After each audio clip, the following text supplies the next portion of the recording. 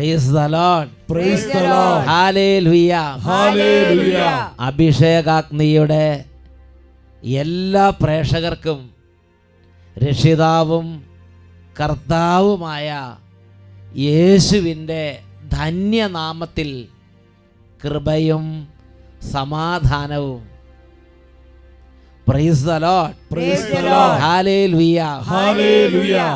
അപ്പോസ്തല പ്രവർത്തനം 16-ാം അധ്യായം 31-ാം തിരുലിഖിതം. കർത്താവായ യേശുവിൽ വിശ്വസിക്കുക, നീയും നിന്റെ കുടുംബവും രക്ഷ പ്രാപിക്കും. Acts chapter 16 verse 31. Believe in the Lord Jesus, you will be saved, you and your family. Believe in the Lord Jesus, you will be saved, you and your family. പ്രിയപ്പെട്ട ദൈവമക്കളെ, ഒരിക്കൽ പോലും ദൈവത്തെ വിളിക്കുകയോ പ്രാർത്ഥിക്കുകയൊന്നും ചെയ്യുന്നതിനെക്കുറിച്ച് ബോധ്യമില്ലാതിരുന്ന, വിശ്വാസത്തിൽ നിന്ന് ഒത്തിരി അകന്നു പോയ ഒരു ദൈവ പൈതൽ ഒരു നാൾ യേശുവിനെ രക്ഷിതാവും കർത്താവുമായി സ്വീകരിച്ചൊരനുഭവം അവർ പങ്കുവെക്കുന്നുണ്ട്. ഞാൻ തിരുവനന്തപുരം പള്ളിപ്പുറം CRP ഓഫീക്കാൻ വേണ്ടിയാണ്. എനിക്ക് ജോലി പള്ളിപ്പുറം CRP ക്കാണ്. ഞാൻ വലിയ ദൈവവിശ്വാസമൊന്നും ഇല്ലാത്ത വ്യക്തിയായിരുന്നു. എന്നാൽ എൻ്റെ പുറകെ അസുഖം കൂടി ഞാൻ മുടി തൊട്ട് നഖം വരെ, ഉച്ചി മുതൽ ഉള്ളംകാലെന്ന് പറയുന്ന പോലെ. അങ്ങനെ അസുഖത്തിൽ തുടർന്നിരിക്കുന്ന സമയത്ത് എൻ്റെ കുടുംബത്തിൽ 2 അറ്റാക്ക് നടന്ന് എൻ്റെ അപ്പച്ചനും ചേട്ടനും 2 വർഷത്തിനകം മരിച്ചു. Sudden death. അറ്റാക്ക് വന്നു, അപ്പച്ചന് പള്ളി വെച്ച് വന്നു, പള്ളി വെച്ച് തന്നെ മരിച്ചു. ചേട്ടൻ രാത്രി ഉറങ്ങി കിടന്നു, ഉറക്കത്തിൽ മരിച്ചു, രാവിലെ കിട്ടി. 3-ാമത്തെ വർഷം 8 മാസം കഴിഞ്ഞപ്പോൾ എനിക്കും വന്നു. ക്യാമ്പിൽ വെച്ച് തന്നെ വന്നു. ചായ കുടിച്ചുകൊണ്ടുവന്ന് നെഞ്ചുവേദന വന്നു, ആശുപത്രി കൊണ്ടുപോയി. എനിക്ക് ബ്ലോക്കായ റൈറ്റ് ബണ്ടൽ ബ്രാഞ്ച് ബ്ലോക്ക് എന്ന് പറയുന്നത് മെഡിക്കലിൽ, അതായത് ജന്മനാ ഉള്ള അസുഖമാണ്. ഡോക്ടർമാർ വിധി എഴുതി അതിന് ഓപ്പറേഷനും കാര്യങ്ങളും ആൻജിയോപ്ലാസ്റ്റൊക്കെ ചെയ്തു. പക്ഷേ എനിക്ക് 8 മാസം കഴിഞ്ഞപ്പോൾ പിന്നെയും തല കറങ്ങി താഴെ വീണ് നാക്ക് കുഴഞ്ഞ്. അപ്പം എന്നെ ശ്രീചിത്ര ഹോസ്പിറ്റലിൽ കൊണ്ടുപോയി. ശ്രീചിത്ര തിരുവനന്തപുരത്ത് എൻ്റെ പൂർണ്ണമായ എല്ലാ ടെസ്റ്റുകളും നടത്തി. പല ടെസ്റ്റുകളും നടത്തിയിട്ട് അവർക്ക് കണ്ടുപിടിക്കാൻ പറ്റിയില്ല. ലാസ്റ്റ് അവർ RMRI ചെയ്ത് അവരെൻ്റെ അസുഖം കണ്ടുപിടിച്ചു. റിലേഷൻ, അതായത് കുടുംബപരമായ അസുഖമാണെന്ന്, അത് പാരമ്പര്യ രോഗമാണെന്ന് അവർ കണ്ടുപിടിച്ചു. അപ്പച്ചനും ചേട്ടനും മരിച്ചിട്ട് 3 വർഷമായിട്ടില്ല. അപ്പം എൻ്റെ അസുഖത്തിൻ്റെ മെയിൻ കാരണം ജന്മനാ വന്ന ബ്ലോക്ക് ആയതുകൊണ്ട് അന്ന് തൊട്ട് ഹാർട്ടിന് നല്ലപോലെ ബ്ലഡ് കിട്ടാഞ്ഞതുകൊണ്ട് ഈ ഹാർട്ടിന് പവറില്ല. അതാണ് എൻ്റെ അസുഖം, ഹാർട്ടിന് പവറില്ല. അതിനവർ ചെക്കപ്പ് നടത്തി 65,000 രൂപ ടെസ്റ്റ് നടത്തിയപ്പം ഇലക്ട്രോണിക് പേസ് മേക്കർ വെക്കാൻ അവർ ഡീറ്റെയിൽ ചെയ്തു. അപ്പോൾ എൻ്റെ 14 ലക്ഷം രൂപ ഇതിന് ചിലവാകും, ഇലക്ട്രോണിക് പേസ് മേക്കറിന്. അങ്ങനെ ഞാൻ നീട്ടിക്കൊണ്ട് പോകും, ഓരോ കാരണം പറഞ്ഞ് വീട്ടുകാർ നിർബന്ധിക്കുന്നുണ്ട് വെക്കുന്നത്. അപ്പോൾ തൊട്ട് എനിക്ക് കുറച്ച് ദൈവത്തിൽ വിശ്വാസവും പ്രാർത്ഥനയും കാര്യങ്ങളൊക്കെ തുടങ്ങി. അങ്ങനെ ഞങ്ങളുടെ ഇടവ പള്ളിയിലും ദാനിയൽ പൂവണിലെ ചർച്ചിൻ്റെ ധ്യാനമുണ്ട്, ഞാൻ അതിനൊക്കെ പങ്കെടുക്കും. അങ്ങനെ സമയത്താണ് അഭിഷേകാഗ്നി കൺവെൻഷൻ 2014 ജനുവരിയിൽ തിരുവനന്തപുരം അനന്തപുരി അഭിഷേകാഗ്നി കൺവെൻഷൻ അല്ലേ, ബഹുമാനോട് വട്ടായിലച്ച് നടത്തിയ ആ സമയത്താണ് വലിയ വിശ്വാസമൊന്നുമില്ലെങ്കിലും രോഗങ്ങളൊക്കെ പിടികൂടിയപ്പോൾ പിന്നെ രക്ഷയില്ലാതായി. അങ്ങനെ നിർബന്ധത്തിന് വഴങ്ങി അഭിഷേകാഗ്നി കൺവെൻഷൻ അദ്ദേഹം പോയി. ഞാൻ ലീവ് എടുത്ത് 5 ദിവസം ബന്ധപ്പെട്ടു. ഏറ്റവും മുന്നേ തന്നെ നേരത്തെ വന്ന് സീറ്റ് പിടിച്ചിട്ടു. അച്ഛൻ പറയുന്ന ഓരോ കാര്യങ്ങളും കേട്ടു. അന്ന് ഇവിടെ എഴുതിയിരുന്നൊരു വാചകമുണ്ട്, കർത്താവായ യേശു ക്രിസ്തുവിൽ വിശ്വസിക്കുക, എന്നാൽ നീ നിൻ്റെ കുടുംബവും രക്ഷ പ്രാപിക്കും. ഞാനതിൽ പൂർണ്ണമായി വിശ്വസിച്ചു പ്രാർത്ഥിച്ചു. ഇതിനിടയ്ക്ക് വേറെ സംഭവം നടന്നു. എൻ്റെ ശ്രീചിത്ര ഡോക്ടർമാർ പറഞ്ഞു, ഇത് കുടുംബപരമായ അസുഖമായതുകൊണ്ട് നിങ്ങളുടെ മക്കൾക്ക് ആർക്കെങ്കിലും കാണാൻ ചാൻസ് ഉണ്ട്, നിങ്ങളുടെ മക്കളെയും ചെക്കപ്പ് ചെയ്യണമെന്ന് പറഞ്ഞു. അപ്പോൾ എനിക്ക് 2 പെൺകുട്ടികളാണ്. ഇപ്പോൾ 20ഉം 18ഉം വയസ്സുള്ള 2 കുട്ടികൾ. അന്ന് അവർക്ക് 16ഉം 18ഉം വയസ്സായിരുന്നു. അങ്ങനെ ശ്രീചിത്ര 2 മക്കളെയും ചെക്കപ്പിന് വിധേയമാക്കി. എൻ്റെ 2ാമത്തെ മോൾക്ക് LBB ലെഫ്റ്റ് ബണ്ടിൽ ബ്രാഞ്ച് ബ്ലോക്ക് തെളിഞ്ഞു. അങ്ങനെ തെളിഞ്ഞു. അവർ ECG എടുത്തു, എക്കോ എടുത്തു, മോൾക്ക് ആ അസുഖം സ്ഥിരീകരിച്ചു. അപ്പോൾ എൻ്റെ അതേ അസുഖം തന്നെ മോൾക്കുണ്ടായിരുന്നു. പല പ്രാവശ്യം എനിക്ക് മനസ്സിൽ സംശയം ഉണ്ടായിരുന്നു. ഞാൻ കൊച്ചിലെ തലകറങ്ങി വീഴുകയും ഓടുമ്പം കണ്ണിലിരുട്ട് കയറി താഴെ വീഴുകയും നടക്കാൻ ബുദ്ധിമുട്ട്, ക്ഷീണം, കുറച്ച് നേരം സംസാരിക്കുമ്പോൾ നാക്ക് കുഴയുക, ഇതായിരുന്നു എൻ്റെ അസുഖം. അപ്പം മോൾക്ക് നാക്ക് കുഴയാത്ത ബാക്കി എല്ലാ അസുഖങ്ങളും ഉണ്ടായിരുന്നു. അവളുടെ പ്രായത്തിൻ്റെയാണെന്ന് ഡോക്ടർമാർ പറഞ്ഞു. അന്ന് അവൾ തലകറങ്ങി വീണിട്ടുണ്ട്, ക്ഷീണമുണ്ട്, പല അസുഖം ഉണ്ടായിരുന്നു. അപ്പോൾ ഡോക്ടർമാർ പറഞ്ഞപ്പോൾ ഞങ്ങൾക്ക് ഭയങ്കര വിഷമമായി. കാരണം മോൾക്ക് ഇത് ഡിസംബറിലാണ് സംഭവം. മോൾക്ക് മാർച്ച് ഏപ്രിൽ എക്സാമാണ് SLC ലാസ്റ്റ് ഇയർ, അല്ല SLC പഠിച്ചുകൊണ്ടിരിക്കുക അവൾ. അപ്പോൾ ലാസ്റ്റ് പരീക്ഷ സമയമായതുകൊണ്ട് ഹോസ്പിറ്റലിൽ തുടർന്നുള്ള ചെക്കപ്പിനോ കാര്യത്തിനോ ഒന്നും പറയാൻ ഞങ്ങൾക്ക് ഒരു സമയവുമില്ല. അതുപോലെ അവളോട് ഞങ്ങൾ ഈ കാര്യം പറഞ്ഞിട്ടില്ല, ഡോക്ടർ പറഞ്ഞിട്ടുണ്ട് അവളിപ്പോൾ പറയേണ്ടത്. അങ്ങനെ ഇരിക്കുന്ന സമയത്താണ് ജനുവരിയിൽ അച്ഛൻ്റെ ഈ കൺവെൻഷൻ വരുന്നത്. അപ്പോൾ ഞങ്ങൾ വളരെയേറെ പ്രാർത്ഥിച്ച് ഈ കൺവെൻഷൻ ഞങ്ങൾ 4 പേരും 5 ദിവസവും വളരെ കണ്ണുനീരോടും പ്രാർത്ഥനയോടും കൂടി പ്രാർത്ഥിച്ച് ഞങ്ങൾ മോളോട് പറഞ്ഞിട്ടുണ്ട് എൻ്റെ ആർട്ടിൻ്റെ അസുഖം മാറാനായിട്ട് നീ പ്രാർത്ഥിക്കണമെന്ന്. ഞങ്ങൾ 3 പേരും അവളോട് പറഞ്ഞിട്ടില്ല. ഞങ്ങളുടെ CRPF ഡോക്ടർമാരും പറഞ്ഞിട്ടുണ്ട് അവളോട് പറയരുത്, അവളോട് പറഞ്ഞാൽ അവൾക്ക് വിഷമമാകും, പഠിത്തത്തെ ബാധിക്കും, 10ാം ക്ലാസ് അല്ലയോ പരീക്ഷയെ ബാധിക്കും എന്ന് പറഞ്ഞു. അങ്ങനെ ഞങ്ങൾ അവളോട് പറയാതെ ഞങ്ങൾ അവളോട് പറഞ്ഞു നീ ഈ എൻ്റെ അസുഖം മാറാനായിട്ട് പ്രാർത്ഥിക്കണമെന്ന് പറഞ്ഞു. ഞങ്ങൾ 3 പേരും അവൾക്ക് വേണ്ടി പ്രാർത്ഥിച്ചു. അപ്പം അച്ഛൻ പറഞ്ഞു കൈ ഉയർത്തി പ്രാർത്ഥിക്കാൻ പറഞ്ഞു. ഞങ്ങൾ 4 പേരും ചെയിൻ സിസ്റ്റത്തിൽ കൈ പിടിച്ച് ഉയർത്തി പ്രാർത്ഥിച്ചു. അച്ഛൻ പറഞ്ഞു 14 പേരുടെയായി ഹാർട്ടിൻ്റെ അസുഖം കർത്താവ് സുഖപ്പെടുത്തുന്നു കാണുന്നു. ഞാൻ പൂർണ്ണമായിട്ട് വിശ്വസിച്ചു എൻ്റെ മോളുടെ അസുഖം മാറണം. കുട്ടിയാണ്, പെൺകുട്ടിയാണ്. അത് കഴിഞ്ഞ് 15 ദിവസം കഴിയുമ്പോൾ അവൾക്ക് റീചെക്കപ്പിന് സമയമായിരുന്നു. ഞങ്ങൾ ശ്രീത്രയെ കൊണ്ട് ടെസ്റ്റ് ചെയ്തു, റീചെക്കപ്പ് നടത്തി. റീചെക്കപ്പ് നടത്തി അവൾക്ക് അങ്ങനെ ഒരു അസുഖമേ ഇല്ല.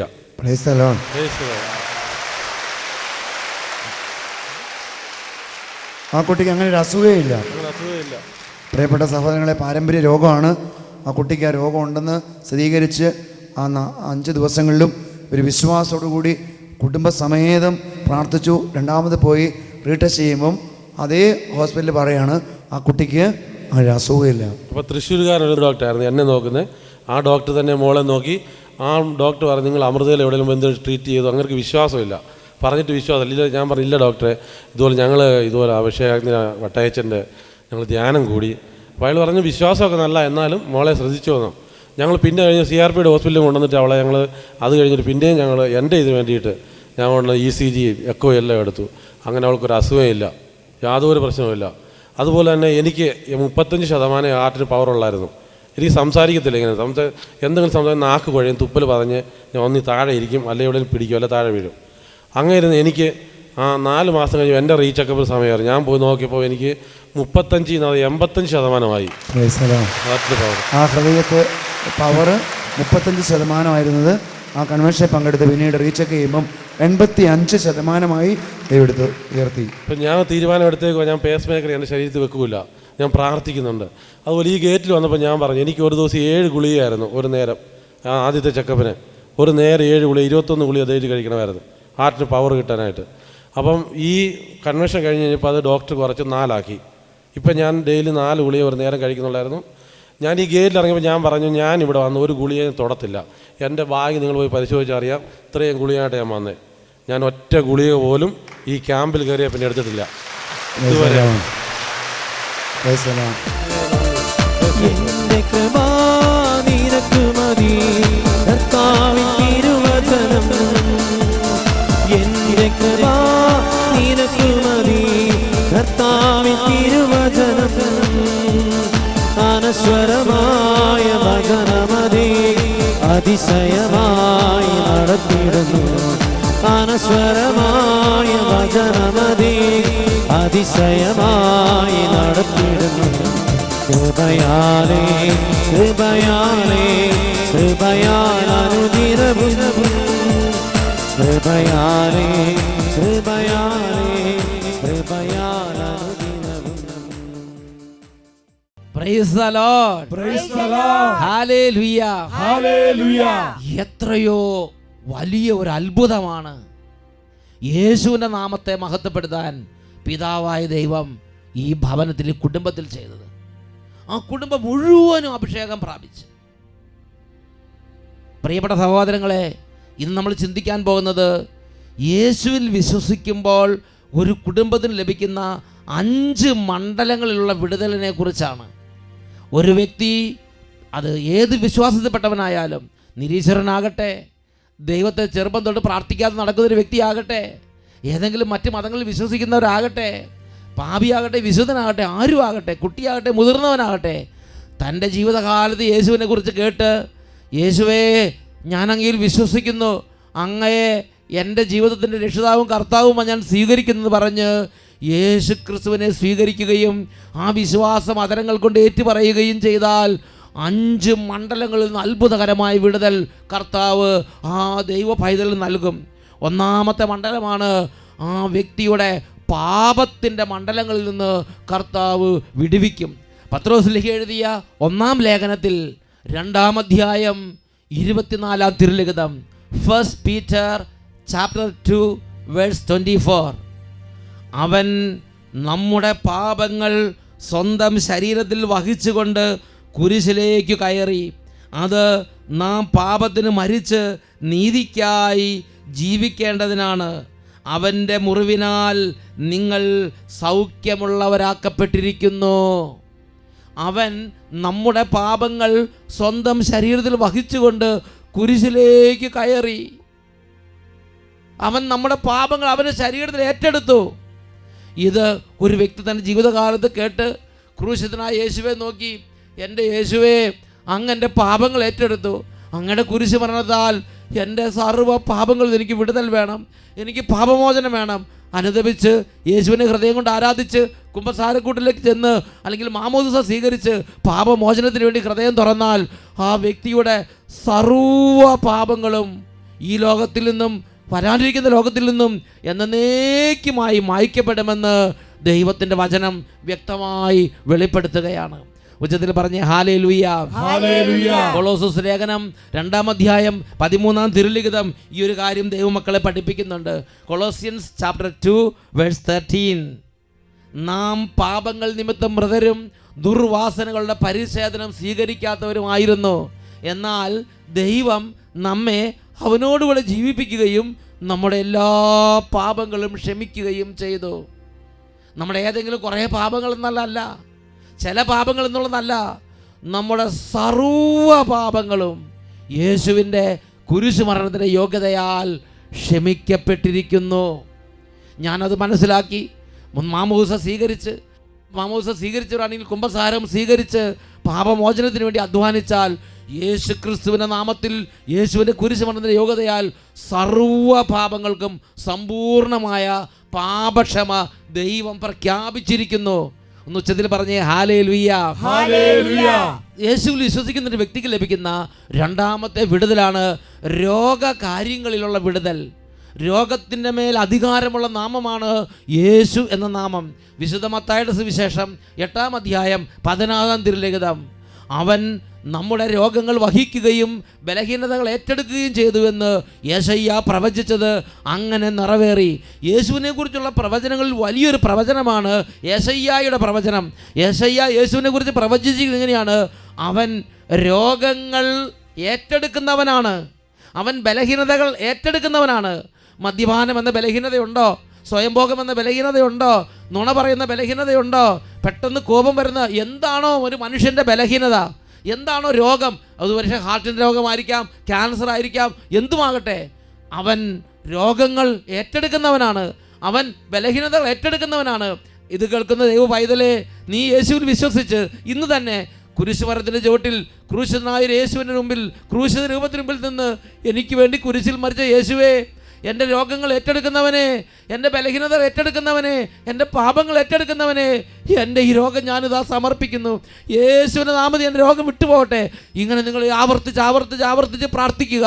യേശുവിൻ്റെ നാമത്തിൽ രോഗത്തിൻ്റെ കെട്ടുകൾ അഴിയും. യേശുവിൻ്റെ നാമത്തിൽ ബലഹീനത കെട്ടുകൾ അഴിയും. നീ ഒരു പുതിയ മനുഷ്യനായി മാറും. നിനക്കൊരു പുതിയ ഹൃദയം കിട്ടും. നിനക്കൊരു പുതിയ അവസ്ഥയുണ്ടാവും. ഇത് ദൈവവചന പ്രബോധനമാണ്. ഇത് ദൈവവചന വെളിപ്പെടുത്തലാണ്. ഒന്ന് ഉച്ചത്തിൽ പറഞ്ഞേ ഹല്ലേലൂയ.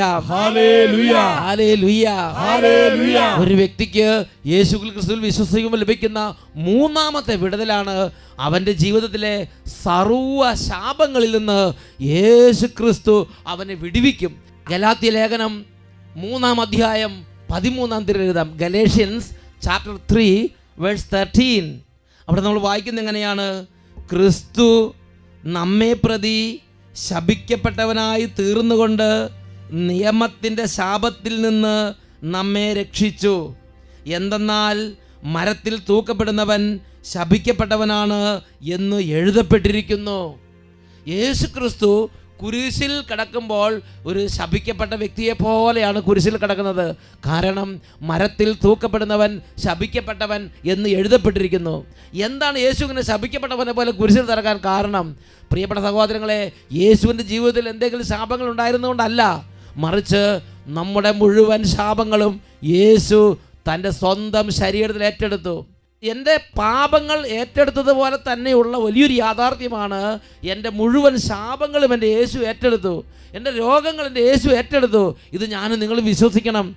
ദൈവത്തിൻ്റെ വചനം വ്യക്തമായി ഗലാത്യ ലേഖനം 3:13 പഠിപ്പിക്കുകയാണ്, ക്രിസ്തു നമ്മെ പ്രതി ശപിക്കപ്പെട്ടവനായി തീർന്നുകൊണ്ട് നമ്മെ ശാപത്തിൽ നിന്ന് രക്ഷിച്ചു.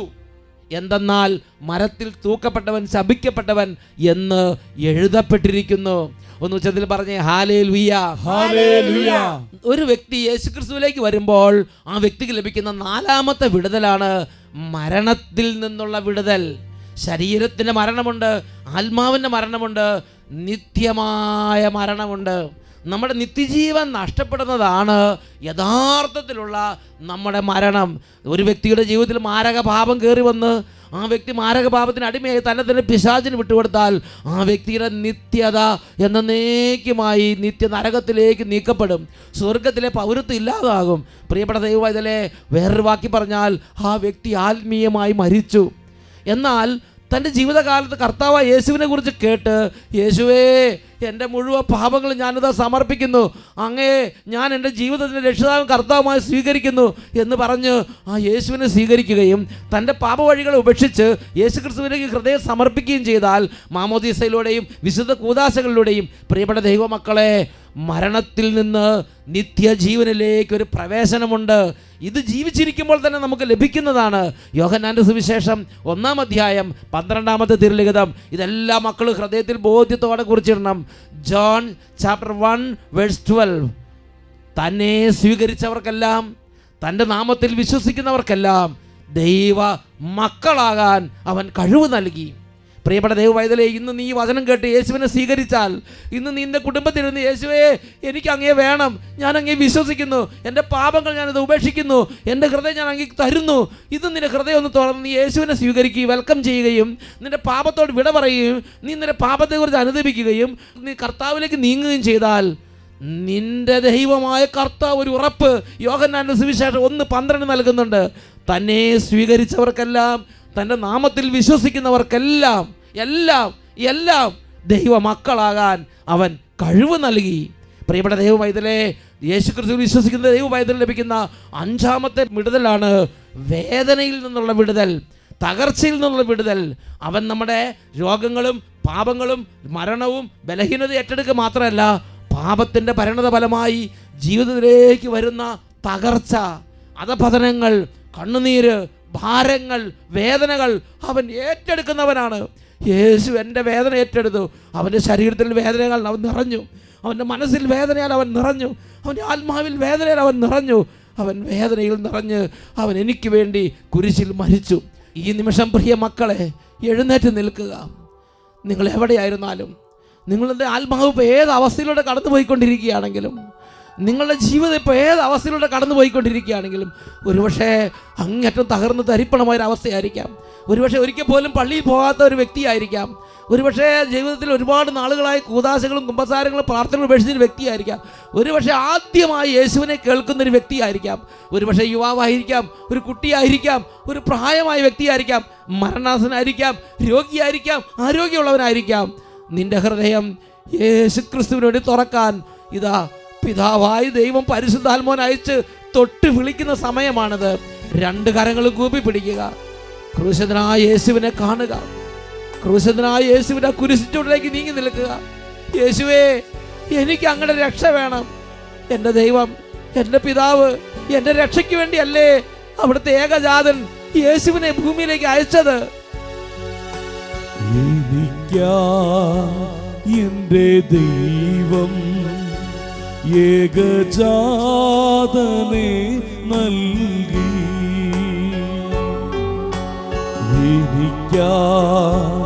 എൻ്റെ ഈശോ പരിഹാര ബലിയായി.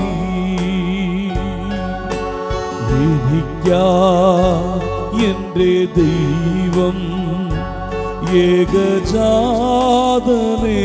നൽകി.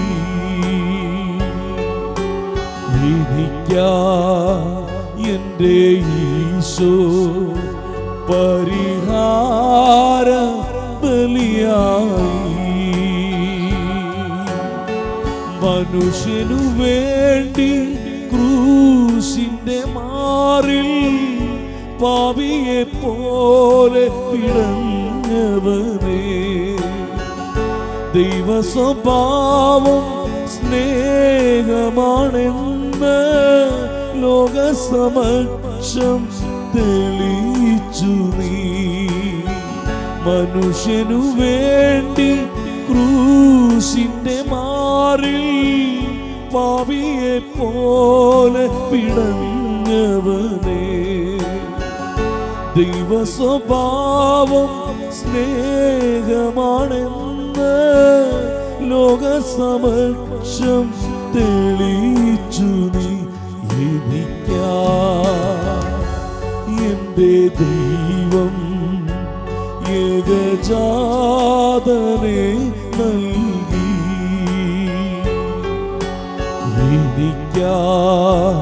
എൻ്റെ ഈശോ പരിഹാര ബലിയായി. രണ്ട് കരങ്ങളും സ്വർഗത്തിലേക്ക് ഉയർത്തി ഈ സമയം കർത്താവിൻ്റെ മുമ്പിൽ ഹൃദയം നുറുങ്ങി നിലവിളിച്ച് പ്രാർത്ഥിക്കാം. എൻ്റെ യേശുവേ, എൻ്റെ ജീവിതത്തിലേക്ക് വരണമേ. എനിക്ക് വേണ്ടി കുരിശിൽ മരിച്ചവനേ, എൻ്റെ രക്ഷിതാവേ, എൻ്റെ പാപങ്ങൾ ഏറ്റെടുത്തവനേ, എൻ്റെ ശാപങ്ങൾ ഏറ്റെടുത്തവനേ, എൻ്റെ രോഗങ്ങൾ ഏറ്റെടുത്തവനേ, എൻ്റെ മരണം ഏറ്റെടുത്തവനേ, എൻ്റെ പാപങ്ങളിൽ നിന്ന് പരിപൂർണ വിശുദ്ധി നൽകാൻ വേണ്ടി എനിക്ക് വേണ്ടി രക്തം ചിന്തി കുരിശിൽ മരിച്ചവനെ കരങ്ങൾ ഉയർത്തി ഉറക്കെ സ്തുതിക്കുന്നു. ഹല്ലേലൂയ, ഹല്ലേലൂയ. യേശുവേ, യേശുവേ, യേശുവേ, യേശുവേ, യേശുവേ, യേശുവേ, യേശുവേ, എനിക്ക് വേണ്ടി രക്തം ചിന്തിയവനെ, എനിക്ക് വേണ്ടി കുരിശിൽ മരിച്ചവനെ. ഹല്ലേലൂയ, ഹല്ലേലൂയ. യേശുവേ, നഗ്നനായി തീർന്നതും ഞാൻ പാപബന്ധം വെടിയാ. നിന്ദനമേറ്റതും നഗ്നനായി തീർന്നതും ഞാൻ പാപബന്ധം വെടിയാ.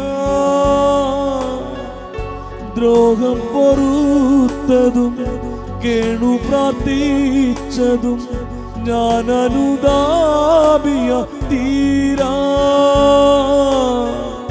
ദ്രോഹം പൊറുത്തതും കേണു പ്രാർത്ഥിച്ചതും ഞാൻ അനുതാപിയ തീരാ. എൻ്റെ ദൈവം ഏകജാതനെ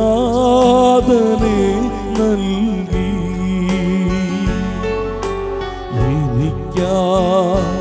എൻ്റെ ഈശോ പരിഹാര ബലിയായി.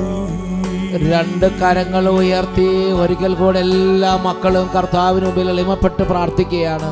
ഒരുപക്ഷെ ജീവിതം ഒരിക്കൽ പോലും സമാധാനം ലഭിക്കാത്ത ഹൃദയങ്ങൾ, ഒരിക്കൽ പോലും സന്തോഷം എന്തെന്ന് അറിയാതെ മരുഭൂമി പോലെയുള്ള അവസ്ഥയിലൂടെ, ചുട്ടുപൊള്ളുന്ന അവസ്ഥയിലൂടെ കടന്നു പോകുന്ന ജീവിതങ്ങൾ ഇതാ കർത്താവ് ഈ സമയം സ്പർശിക്കുകയാണ്. ഇത് അനേക ഹൃദയങ്ങളെ കർത്താവ് രൂപാന്തരപ്പെടുന്ന സമയമാണ്.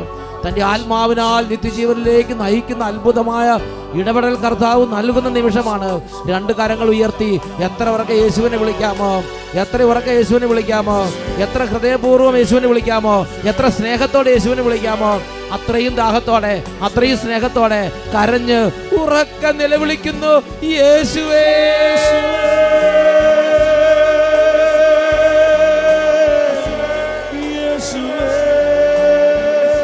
എനിക്ക് വേണ്ടി കുരിശിൽ മരിച്ചവനെ, യേശുവേ, യേശുവേ, യേശുവേ, യേശുവേ, യേശുവേ, യേശുവേ, യേശുവേ, യേശുവേ, ഹല്ലേലൂയ,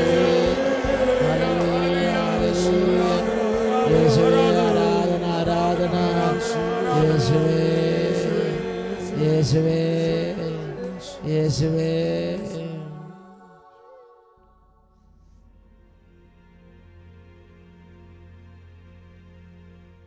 അപ്പോസ്തല പ്രവർത്തനം 16-ാം അധ്യായം 31-ാം തിരുലിഖിതം.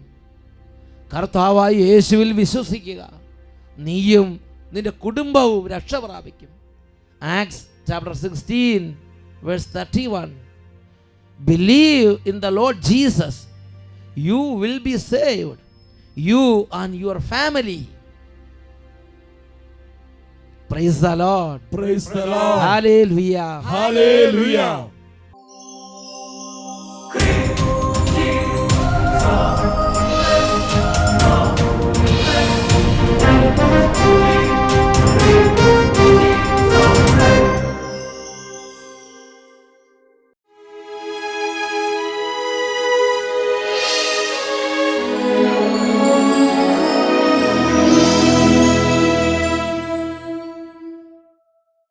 എൻ ജീവനെ കാളും നീ വലിയതാണെനിക്ക്. എൻ ജീവനെ കാളും നീ വലിയതാണെനിക്ക്.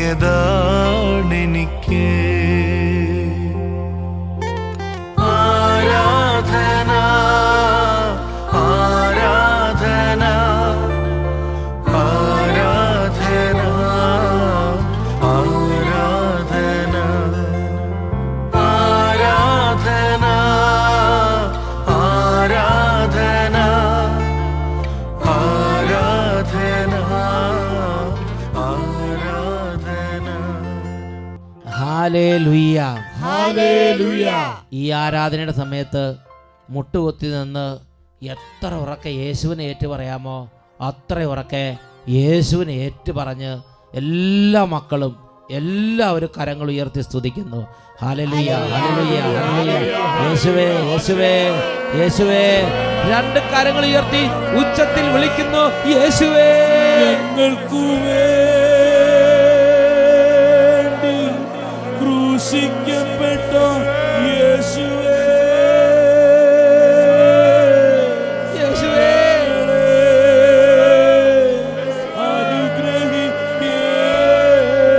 അനുഗ്രഹിക്കണമേ. ഞങ്ങൾക്കു വേണ്ടി ക്രൂശിക്കപ്പെട്ട യേശുവേ,